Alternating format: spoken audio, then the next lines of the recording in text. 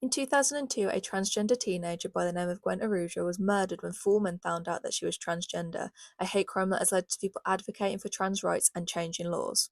In September, Gwen met four men. She initially got on with the men, they would have a bit of a flirt and a bit of banter and spend a lot of time together. Gwen was stated to have had some sexual encounters with two of the men, but would back their hands away from her genitalia to ensure that they did not find out she was biologically male. However, one night Nicole, the girlfriend of one of the boys, Jose's older brother, got into a physical fight with Gwen and would claim that she fought like a dude. The four men then discussed if Gwen could be a man and decided if she was, they would kill her. On October 3rd, into the early hours of the 4th, Gwen had attended a party. At the party, a man named Jaron claimed in court that he heard Jose say, "I swear, if it's a fucking man, I'm going to kill him. If it's a man, she ain't gonna leave." Gwen was sexually harassed at this party, asking if they could touch her genitalia, and when Gwen went into the bathroom, Nicole forcibly grabbed her genitalia and started screaming, "It's a fucking man." As you can imagine at this point, Gwen tried to leave the party but was dragged back inside. The men, absolutely enraged, began to beat Gwen and struck her with a frying pan and a can of food. They then decided to strangle her with a rope, dragged her into the car, driven her 4 hours away, and buried her in an unmarked shallow grave. The morning after, her mom phoned the police and reported her missing.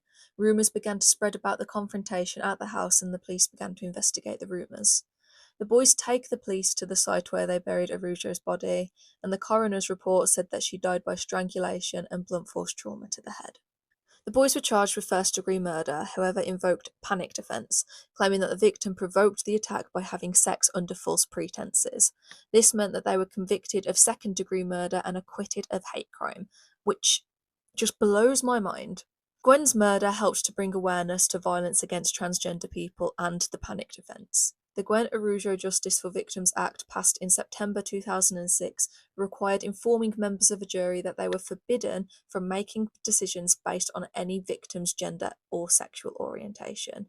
And honestly, it baffles me that these boys did not get convicted of a hate crime, considering they actually admitted that it was because she was transgender that they murdered her. It's really important that we continue to fight for LGBT communities to make sure that these hate crimes are treated as exactly what they are, hate crimes. Thank you for watching. As normal, don't forget to follow, like, comment and all of that. It really helps me out and I really enjoy making these videos, and I do plan on making some longer form content in the future.